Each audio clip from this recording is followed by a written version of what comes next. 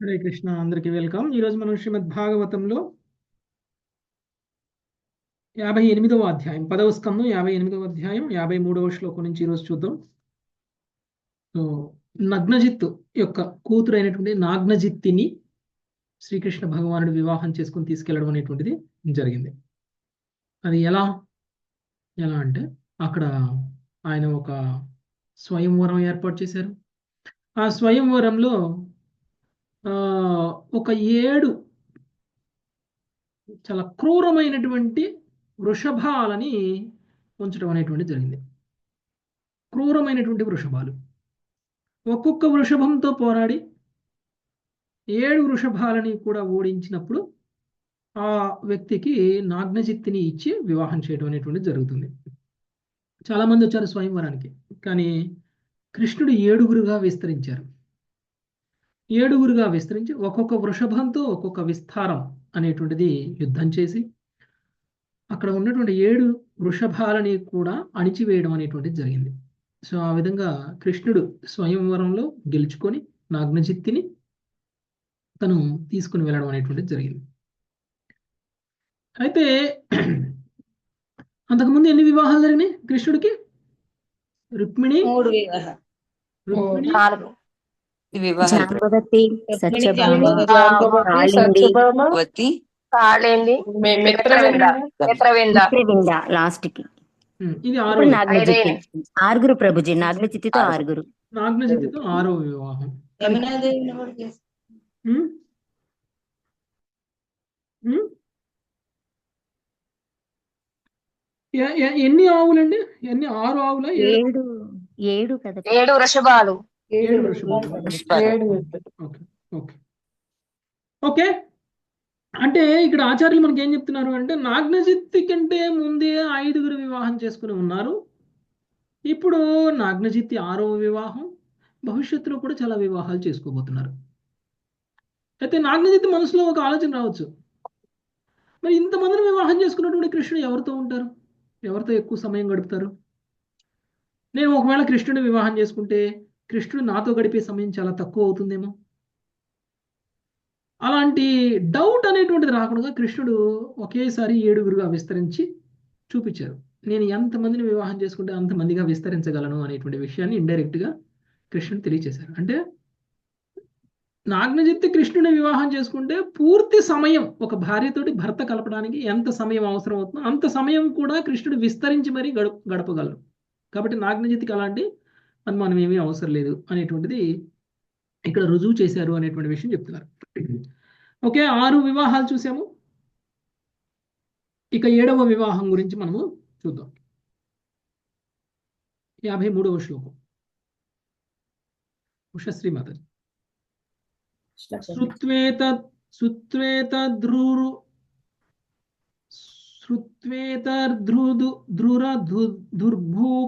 దుర్భూప నయంతం పది కన్యకాం.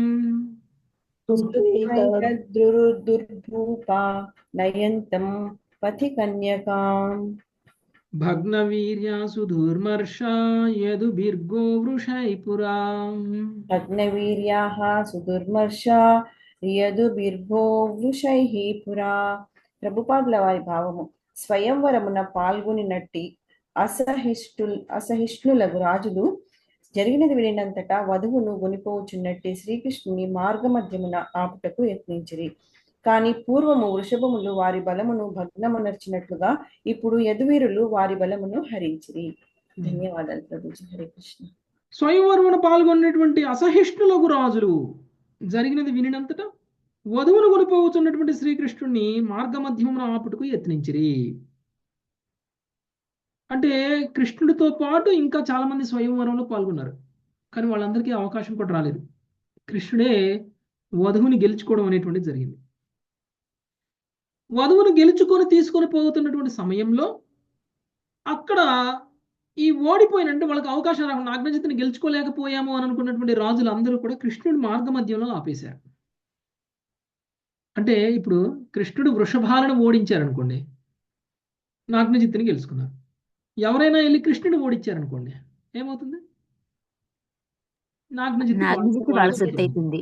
ఓకే, నాగ్నజిత్తి వాళ్ళ సొంతం అవుతుంది. ఈ ఉద్దేశంతో మాకు వృషభాలను ఓడించే అవకాశమే రాకుండా నువ్వు వృషభాలను ఓడించేసేసావు. దాని అర్థం మేము ఓడించలేమని కాదుగా కదా, మేమేం ఓడించలేము అని కాదు కదా. అంటే ఒకవేళ మాకు అవకాశం వస్తే మేము కూడా ఓడించేవాళ్ళం. అంటే నాగ్నజిత్తుని పొందేటువంటి అర్హత మాకు కూడా ఉందేమో. అందుకనే శ్రీకృష్ణుడిని అడ్డగించారు. శ్రీకృష్ణుని ఓడిస్తే 7 వృషభాలని ఓడించినట్లే కదా. సో అడ్డగించారు. కానీ శ్రీకృష్ణుడు ప్రమేయమే లేకుండా, శ్రీకృష్ణుడు కనీసంగా యుద్ధం కూడా చేయలేదు వాళ్ళతోటి. శ్రీకృష్ణుడితో పాటు వచ్చినటువంటి సైన్యం ఉంది చూసారా, ఆ సైన్యమే వాళ్ళని యుద్ధం చేసేసారు, వాళ్ళతోటి యుద్ధం చేసేసారు. వాళ్ళ పరిస్థితి ఎలా అయిపోయిందంట, ఏ విధంగా అయితే కృష్ణుడు 7 ఆవుల యొక్క పొగరు దించేసి వాటిని అణిచివేశారో, ఆ వృషభాలకి పట్టినటువంటి గతే ఈ ఇతర దేశ రాజులందరికీ కూడా కృష్ణుడి యొక్క సైన్యం వలన కలిగింది. ఓకే, అంటే ఒక్కొక్క సైనికుడు ఒక్కొక్క సైనికుడిని వాళ్ళ యొక్క పొగరు మొత్తం కూడా అణిచివేసేసారు. ఓకే, సో కృష్ణుడి చేతి దాకా రాలేదు వాళ్ళ యొక్క పొగరు అణించడం కోసం. యదువీరులు అంటే ఎవరు? కృష్ణుడు యొక్క సైన్యం ఏదైతే ఉందో ఆ సైన్యం అన్నమాట. సో వాళ్ళ బలాన్ని మొత్తం కూడా హరించి వేసేసారు. నెక్స్ట్ 54 లావణ్య మాతాజీ.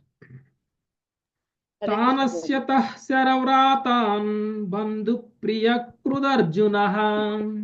తానస్యతః శరవ్రాతాన్ బంధు ప్రియ కృదర్జునః.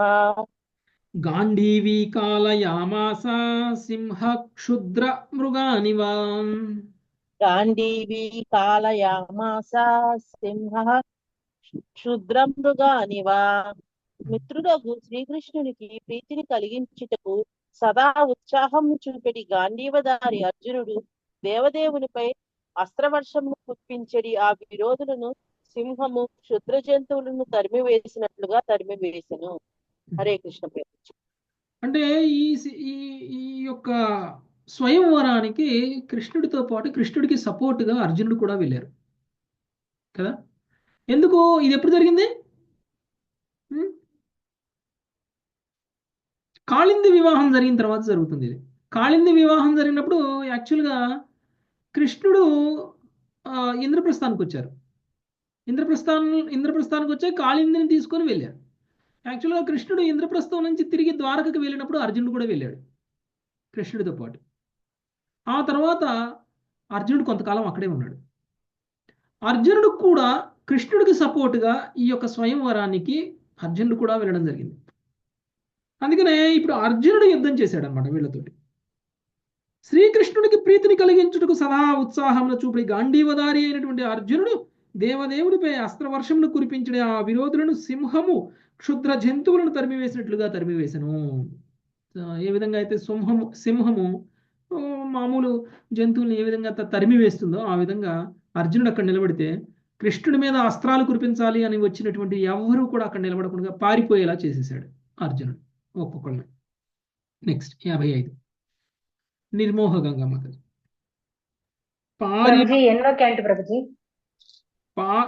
గంగమ్మతాజీ. పారిబర్హముపాగృహ్య ద్వారకామేత్య సత్యయా.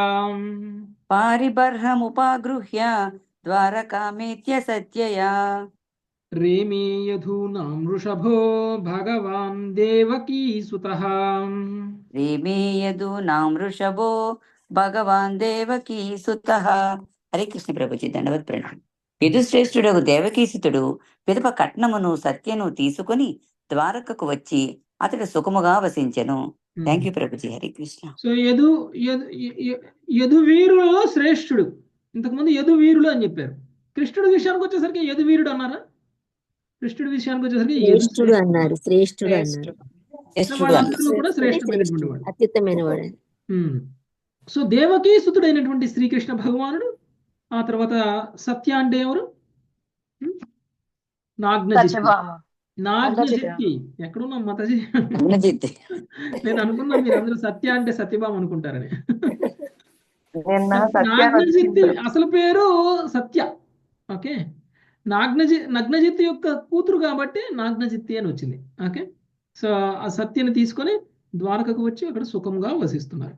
నెక్స్ట్ 58వ అధ్యాయం మాతాజీ, 56వ శ్లోకం, 10వ స్కందం. లక్ష్మీ ఆత్మకూరు మాతాజీ. శృతకీర్తే సుతాం భద్రాం ఉపయేమే పితృశ్వసు. శృతకీర్తే సుతాం భద్రాం ఉపయేమే పితృష్యసుః. కైకేయీం భ్రాతృభిర్ధర్తాం కృష్ణ సంతర్ధనాదిభిః. కైకేయీం భ్రాతృభిర్ధర్తాం కృష్ణ సందర్ధనాదిభిః. భద్ర కేకయ రాకుమార్తె శ్రీకృష్ణుని మేనత్త శతకీర్తి యొక్క పుత్రికయై ఉండెను. సంతర్ధనాది సోదరులు భద్రను సమర్పించగా శ్రీకృష్ణుడు ఆమెను పరిణయమాడెను. హరే కృష్ణ. భద్రకేకయ అంటే ఏడవ వివాహం గురించి మాట్లాడుతున్నారు. ఏడవ వివాహం చేసుకున్నటువంటి ఏడవ భార్య పేరేంటి? భద్రకేకయ. శృతకీర్తి. కేకయ రాకుమార్తె భద్ర. శృతకీర్తి యొక్క పుత్రిక. శృతకీర్తి యొక్క పుత్రిక ఎవరైతే ఉన్నారో ఆమె ఏడవ వివాహం. ఓకే, ఆమె పేరు భద్రకేకయ. భద్రకేకయ. ఓకే, సో ఆమె అంటే ఆమె మేనత్త కూతురు అనమాట. ఆమె సంతర్ధనాది సోదరులు భద్రను సమర్పించగా శ్రీకృష్ణుడు ఆమెను పరిణయమాడెను. భద్ర పేరు గుర్తుంటుందండి? గుర్తుంటుంది ప్రభుజీ. నాగ్నజిత్తి తర్వాత భద్ర. రుక్మిణి, జాంబవతి, సత్యభామ, కాళింది, కాళింది తర్వాత మిత్రవింద, మిత్రవింద తర్వాత కాళింది, మిత్రవింద తర్వాత కాళింది, మిత్రవింద తర్వాత కాళింది, తర్వాత నాగ్నజిత్తి, తర్వాత భద్ర. ఓకే, భద్రని వివాహం చేసుకోవడం అనేటువంటి జరిగింది. నెక్స్ట్ 57 శిరీష మాతాజీ. సుతాంచ మధ్రాధిపతేర్లక్షణాం లక్షలైర్యుతాం. సర్వరాధ్య మాతాజీ. సుతాంచ మధ్రాధిపతేర్లక్ష్మణాం లక్షణైర్యుతాం. హరే కృష్ణ ప్రభు. సుతాం చ మధ్రాధిపతేర్లక్ష్మణాం లక్ష్మణైర్యుతాం. స్వయంవరే జహారైకః ససువర్ణ సుదామివ. స్వయంవరే జహారైకః స సుపర్ణః సుదామివ. భావం. పిదప ఆ దేవదేవుడు మద్ర రాజపుత్రికయగు లక్ష్మణను పరిణయమాడెను. అతడు ఒంటరిగా ఆమె స్వయంవరమునకు వెడలి గరుడు దేవతల అమృతమును అపహరించినట్లుగా ఆ కన్యకను అపహరించను. థ్యాంక్ యూ ప్రభు. హరే కృష్ణ. ఓకే, మధ్రరాజపుత్రిక అయినటువంటి లక్ష్మణును పరిణయమాటం అనేటువంటి జరిగింది. 8వ వివాహం. ఓకే, 8వ వివాహం పేరేంటి? లక్ష్మణ.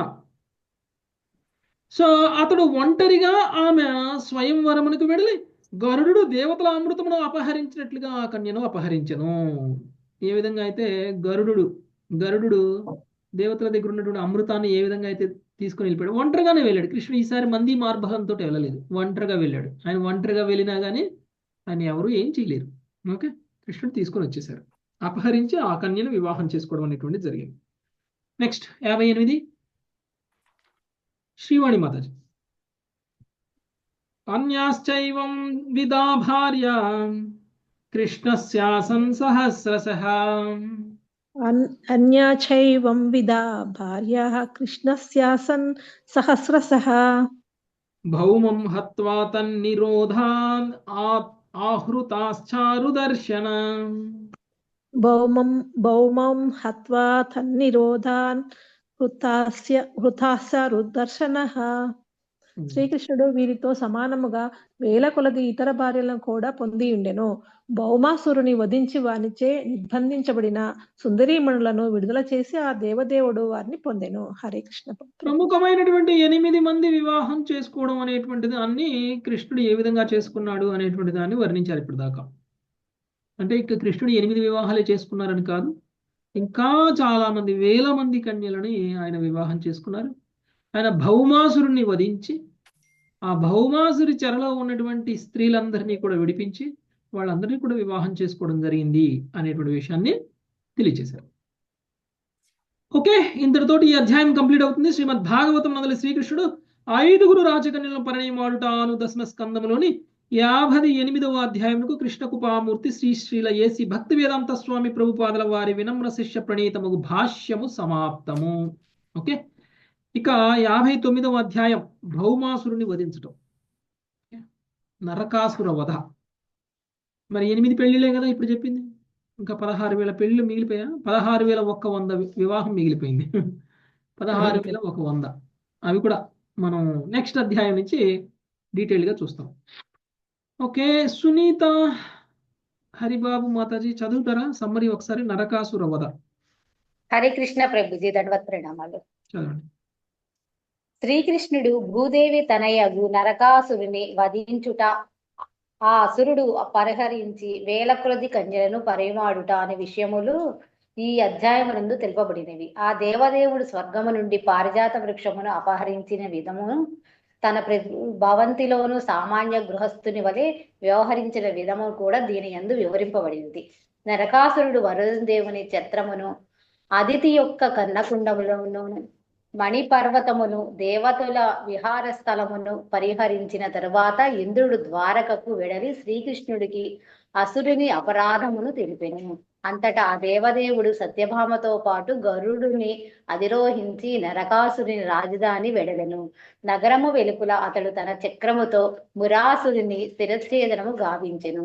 తదుపరి అతడు ఆ అసురుని 7 పుత్రులతో పోరాడి వారికి యమపురిని పంపెను. పిమ్మట నరకాసురుడు స్వయముగా గజమును అధిరోహించి యుద్ధరంగమున ప్రవేశించెను.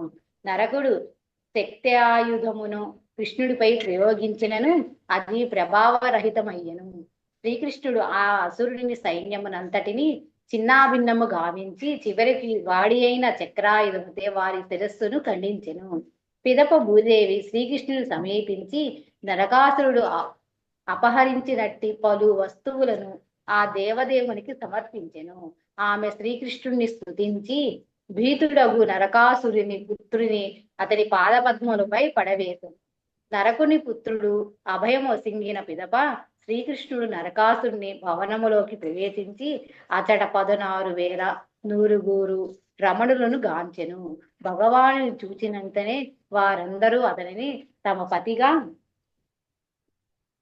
పొందవలనని నిర్ణయించుకునిరి. శ్రీకృష్ణుడు అపార ధనరాశితో పాటు వారిని ద్వారకకు పంపి సత్యభామతో పాటు తాను ఇంద్రపురమునకు వెడెను. అచ్చట అతడు అదితి కుండలములను వసగగా ఇంద్రుడు అతని భార్యగు సతీదేవి ఆ దేవదేవుని అర్చించిరి. పిమ్మట సత్యభామ కోరికపై శ్రీకృష్ణుడు పారిజాత వృక్షమును పెకిలించి గరుడిని వీపుపై ఉంచెను. ఆ వృక్షమును తీసుకుని పోవుటకును అడ్డగించిన ఇంద్రాది దేవతలను ఓడించి పిమ్మట శ్రీకృష్ణుడు సత్యభామతో పాటు ద్వారకకు తిరిగి వచ్చి పారిజాత వృక్షమును ఆమె గృహోద్యానవనములో నాటెను. ఇంద్రుడు తొలుత శ్రీకృష్ణుని చెంతకు వచ్చి నమస్కరించి నరకాసుని వధించమని ప్రార్థించి ఉండెను. కాని తన కార్యము ముగిసిన పిమ్మట అతడు ఆ దేవదేవునితోనే జగడమాడెను. ఐశ్వర్యమత్తులైన కారణమున దేవతలు క్రోధావశములగుతురు. అవ్యయుడగు భగవానుడిని 16,100 రూపములలో ప్రకటమయ్యి 16,100 వధువులను వేరు మందిరములో వివాహమాడెను. అతడు తన భార్యలందరి నుండి వివిధ సేవలను పొందుతూ సామాన్య మానవుని వలె గృహస్థ ధర్మమును ఆచరింపసాగిను. హరే కృష్ణ ప్రభుజీ, దండవత్ ప్రణామాలు. ఓకే, సో ఇది శ్రీకృష్ణుడు ఏ విధంగా భౌమాసురుడు అంటే భూదేవి యొక్క పుత్రుడు నరకాసురుడు, ఆయన్నే భౌమాసురుడు అని కూడా అంటారు. సో ఏ విధంగా ఆయన్ని వధించారు, ఏ విధంగా 16,100 మందిని ఏ విధంగా విడిపించారు, వాళ్ళందరినీ మళ్ళీ 16,100 మందిగా విస్తరించి ఒక్కొక్కళ్ళని ఒక్కొక్క విస్తారం వివాహం చేసుకోవడం అనేటువంటిది జరిగింది. అందరినీ ఒకేసారి వివాహం చేసుకున్నారు. ఆయన ఒక సామాన్యమైనటువంటి గృహస్థుడుగా అందరితో కలిసి ఉన్నారు. తర్వాత భౌమాసురుని చంపిన తర్వాత సత్యభామను తీసుకొని దేవలోకానికి వెళ్తారు, ఇంద్రుడి లోకానికి వెళ్తారు, స్వర్గానికి. అక్కడ పారిజాత పుష్పం సత్యభామకి బాగా నచ్చితే అక్కడ పారిజాత వృక్షాన్నే వేళ్లతో సహా పెకిలించి తీసుకొద్దాం అనుకుంటారు. ఇంద్రుడు మాత్రం ఎలా చేయడు, ఎందుకంటే పారిజాత పుష్పం అనేటువంటిది కేవలం ఇంద్రుడి భార్యకి మాత్రమే చెందాలి అని ఇంద్రుడు అనుకుంటారు. అంతకుముందు అదే ఇంద్రుడు నరకాసురుడి నుంచి రక్షించమని కృష్ణుడి దగ్గరికి వెళ్ళాడు. కృష్ణుడు రక్షిస్తేనే ఆయన ఇంద్రుడికి ఇంద్రపదమైనా ఉంది కదా. అంటే యాక్చువల్గా స్వర్గం మీద కూడా ఆధిపత్యం కృష్ణుడికే ఉండాలి. స్వర్గంలో ఉన్నటువంటి ప్రతి వస్తువు కూడా కృష్ణుడికే చెందాలి. అసలు స్వర్గం ఏంటి, ముల్లోకాలలో ఏది ఉన్నా కానీ అది కృష్ణుడికే చెందాలి. ఎందుకంటే మొత్తం 14 లోకాలు కూడా సృష్టించిందే భగవానుడు కృష్ణుడు. ఈ 14 లోకాలని సృష్టించినటువంటి భగవానుడికి ఈ 14 లోకాల్లో ఏ వస్తువు ఉన్నా, ఏ అందమున్నా, ఏదున్నా సరే అది కృష్ణుడికే చెందుతుంది. అందుకనే మనం అంటాం కృష్ణుడు చరమ భోక్త కదా. ఎవరండి నిజమైన భోక్త ఎవరు? కృష్ణ భగవానుడు. మనం భగవద్గీతలో 18వ అధ్యాయం చూసాం, పురుషోత్తమ యోగం. ఎందుకు మనం పురుషోత్తమ యోగం అని పెట్టాం దానికి పేరు? పురుషుల్లో ఉత్తముడు కృష్ణ భగవానుడు. పురుషుడు అంటే ఏంటి? సమస్త జగత్తుకి కూడా ఆధారం, భోగించేవాడు, భోక్త. పురుషుడు అంటే భోగించేవాడు, స్త్రీ అంటే భోగింపబడేది. ప్రకృతి అంటే ఎవరికైతే భోగించాలి అనేటువంటి ఫీలింగ్ ఉంటుందో వాళ్ళందరూ పురుషులే, శరీరం స్త్రీదైనా. ఓకే, నాకు ఇది కావాలి, నాకు అది కావాలి, నేను అదేం చేయాలి, నేను ఇదేం చేయాలి, నాకు ఉన్నదంతా కావాలి, పక్కోళ్ళది కావాలి, నాది కావాలి, అందరిది కావాలి అనుకునేటువంటి అభిప్రాయం ఎవరెవరికైతే ఉంటుందో అది స్త్రీ అయినా సరే, అంటే స్త్రీ శరీరంలో ఉన్న వాళ్ళు కూడా పురుష స్వభావాన్ని కలిగి ఉన్నట్లు. యాక్చువల్గా ఈ లోకంలో ఎవ్వరూ కూడా స్త్రీలు కాదు, అందరూ పురుషుల్లా ప్రవర్తిస్తున్నారు. నిజానికి అందరూ కూడా కృష్ణ భగవానుడి యొక్క సంతృప్తి కోసమే మనం బ్రతకాలి, కృష్ణ భగవాన్ని ప్రసన్నం చేయడం కోసం. అంటే కృష్ణుడు భోక్త, కృష్ణుడు నిజమైనటువంటి భోక్త. ఎందుకంటే కృష్ణుడు ఇస్తే మనం భోగించవచ్చు కదా. కృష్ణుడు ప్రసాదంలా తీసుకుని మనం ఏదైనా భోగించవచ్చు. కృష్ణుడు ఇచ్చినటువంటి నేను తినేదైనా, నేను ఉండేదైనా, నేను చేసేదైనా, ఏదైనా సరే నాకు కృష్ణుడు వస్తే వచ్చింది అనేటువంటి భావనలో ఏం చేసినా తప్పులేదు. కృష్ణుడు ఎవరు? నాకు ఎప్పుడు ఇచ్చాడు కృష్ణుడు? నేను కదా పుట్టినప్పటి నుంచి కష్టపడి సంపాదిస్తున్నాను, నేను కదా ఇదంతా ఆస్తి అంతా నేను కూడబెట్టాను అనేటువంటి భావనలో ఏది చేసినా కానీ అది మనమే పురుషులుగా ప్రవర్తిస్తున్నట్లు. ఓకే, నిజంగా భోక్త కృష్ణుడైతే మనమే నిజమైనటువంటి భోక్త అనేటువంటి భావనలో ఉన్నట్లు. ఈ సత్యం తెలియనప్పుడు ఏమవుతుందంటే నరకాసురుడిలాగా అంతా నాకే కావాలి అని అనుకుంటాం. చివరికి ఎప్పుడైతే అధికారము, ఐశ్వర్యము రెండు ఎవరికైతే ఉంటాయో వాళ్ళు నిజస్థితిని మర్చిపోతారు. కృష్ణుడి ద్వారా పొందినటువంటి ఐశ్వర్యాన్ని, కృష్ణుడి ద్వారా పొందినటువంటి అధికారాన్ని ఇంద్రుడు పొంది తర్వాత కృష్ణుడికి చెందింది అనేటువంటి విషయాన్ని కూడా మర్చిపోయాడు. కృష్ణుడు ఒకవేళ పారిజాత వృక్షం కావాలి అని కోరుకుంటే అది కృష్ణుడికి ఇచ్చేయాలి. కానీ ఇంద్రుడు ఏం చేశాడు? ఇంద్రుడు కృష్ణుడితోటి యుద్ధం చేశాడు, ఈ పారిజాత వృక్షం నీకు ఇవ్వడానికి వీల్లేదు అని. మరి సమస్త సృష్టిని సృష్టించినటువంటి ఆయనకి ఆ హక్కు లేకపోతే ఇంద్రుడికి ఎలా హక్కు ఉంటుంది? ఉండదు. భగవంతుడి సృష్టిలో భాగమే పారిజాత వృక్షం కూడా కదా. సో అలాంటప్పుడు కృష్ణుడికి ఆ హక్కు ఉంటుంది. అది నిరూపించారు కృష్ణుడు ఇక్కడ. మళ్ళీ ఇంద్రుడి దగ్గర నుంచి కూడా పారిజాత వృక్షాన్ని తీసుకొస్తే సత్యభామ కోరుకున్నది కాబట్టి సత్యభామ కోరిక మేరకు ఆమె యొక్క గృహము యొక్క ఆంగణంలో, అంటే ఆమె గృహంలో ఒక ఉద్యానవనం ఉంది. అంటే గృహం ఒక్కొక్క రాణికి ఉన్నటువంటి గృహం ఎలా ఉందో చూడండి. ఏదో ఒక గుడిసేసి ఉంచలేదు కృష్ణుడు. ఓకే, మరకత మణులు తోటి పొదగబడినటువంటి ఇల్లు, ఒక్కొక్క ఇల్లు కొన్ని వేల లక్షల కోట్లు విలువ చేస్తుంది అనమాట. ఓకే, అంటే అలాంటి, అంటే కృష్ణుడు సర్వ ఐశ్వర్యాలని సంపూర్ణంగా కలిగి ఉన్నవాడు అనడానికి ఇది ఇంకొక నిదర్శనం. ఓకే, 16,108 ఒక్క భార్య ఉండి ఒక ఇల్లు కొనిపెట్టడానికి మనకి జీవితం సరిపోవట్లేదు కదండి. ఇప్పటికీ ఆ అప్పులకి లోన్లు కడుతూనే ఉన్నాం, ఈఎంఐలు కడుతూనే ఉన్నాం. ఆ ఈఎంఐలన్నీకి తీరే లోపల మనం ఉంటామో ఉండమో తెలియదు. ఎప్పటికి తీరుతాయో తెలియదు. జీవితాంతం ఈఎంఐలు కడుతూనే ఉంటాం. అంటే ఒక జీవితం మొత్తం కష్టపడితే తప్ప ఒక ఇల్లు కొనలేము మనం. అలాంటి పరిస్థితి మనకి. కానీ కృష్ణుడికి ఒక భార్య ఉందా? 16,108 భార్యలు. అందరినీ అద్దెళ్లలో ఉంచలా, రెంట్కి పెట్టలా, ఇల్లు తీసుకొని. ఒక్కొక్క రాణికి ఒక్కొక్క ప్యాలెస్ కట్టేశారు. ప్యాలెస్, రిషికండ ప్యాలెస్ దేనికి పనికిరాదు. ఓకే, అంత గొప్పగా ప్యాలెస్ కట్టేశారు. సో ఒక్కొక్క ప్యాలెస్ ఎలా వజ్రాలు, వైఢూర్యాలు, రత్నాలు, మరకత మణులతోటి అది డెకరేట్ చేయబడి ఉంది. సూర్యకాంతి లేకపోయినా కానీ వెలుతురు వస్తుంది వాళ్ళకి. అలా చేశారు. ఆ యొక్క యాక్చువల్గా ద్వారకలో కట్టారు కదండి. ద్వారక సముద్రం మధ్యలో ఉంటుంది కదా, ద్వారక సముద్రం మధ్యలో ఉంటుంది. మరి ఒక్కొక్క ఇంటికి వెలుతురు ఎక్కడి నుంచి వస్తుంది? సముద్రం లోపలికి వెలుతురు ఎక్కడి నుంచి వస్తుంది? భగవంతుని యొక్క దేహకాంతి ప్రభుజీ. మరకత మణులు. బిల్డింగ్ కూడా మొత్తం కూడా రాళ్ళు. ఓకే, ఆ స్టోన్స్ ఎలా ఉంటాయంటే మెరుస్తూ ఉంటాయి. వాటి వెలుగుతోటే వచ్చేస్తుంది అనమాట. ఎక్కడైతే లైట్ ఆఫ్ చేసుకోవాలంటే మనం స్విచ్ ఆఫ్ చేసినట్లు ఏ మణి యొక్క ప్రకాశం పడకుండా ఉండాలి అనుకుంటే ఆ మణిని క్లోజ్ చేయడానికి వీలుగా ఏర్పాట్లు. ఓకే, విశ్వకర్మ. ఓకే, సో ఆ మణిని క్లోజ్ చేశారంటే ఆ రూమ్ లో కాంతి రాదు, లైటింగ్ రాదు అనమాట. ఆ విధంగా అదే ఊహించడానికి కూడా మనకి తెలియదు అసలు. ఇలాంటి ఒక శిల్పులు ఉంటారు, ఇలాంటి ఒక కన్స్ట్రక్షన్ కట్టొచ్చు. ఈ విధంగా విశ్వకర్మ సృష్టించారు. ఎస్, సో విశ్వకర్మతోటి ఆర్కిటెక్చర్ చేశారు, కానీ భగవంతుడు కట్టించారు. ఓకే, ఒక రాత్రిలోనే కట్టారు ఇదంతా. సో అలాంటి సముద్రం లోపల ఉంటాయి అంటారా అవన్నీ? ఉన్నాయి, సముద్రంలోకి వెళ్తే ఉంటాయి.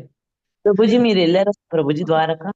ద్వారక నేను వెళ్ళలేదు మాతాజీ, వెళ్ళాలి, వెళ్దాం. అక్కడ వాటర్ కూడా ఎలా చేయరంట కదా ప్రభుజీ? ద్వారక ఇప్పుడు సముద్రం మధ్యలో ఉంది, సముద్ర గర్భంలో ఉంది, ఇప్పుడు బయట లేదు. ప్రభుజీ అవన్నీ కూడా చూపించారు ప్రభుజీ, మొత్తం చూపించారు. ఆ శిథిలాలు లోపలికి వెళ్ళినంతా చూపించారు.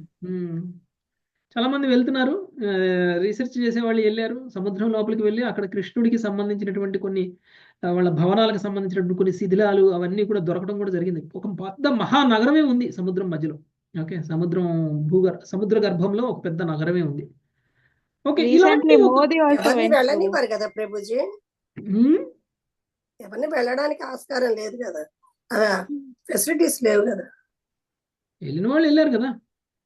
రీసెంట్ మామూలు జనాలు మీరు కూడా ఆక్సిజన్ సిలిండర్ పెట్టుకుని వెళ్ళొచ్చు.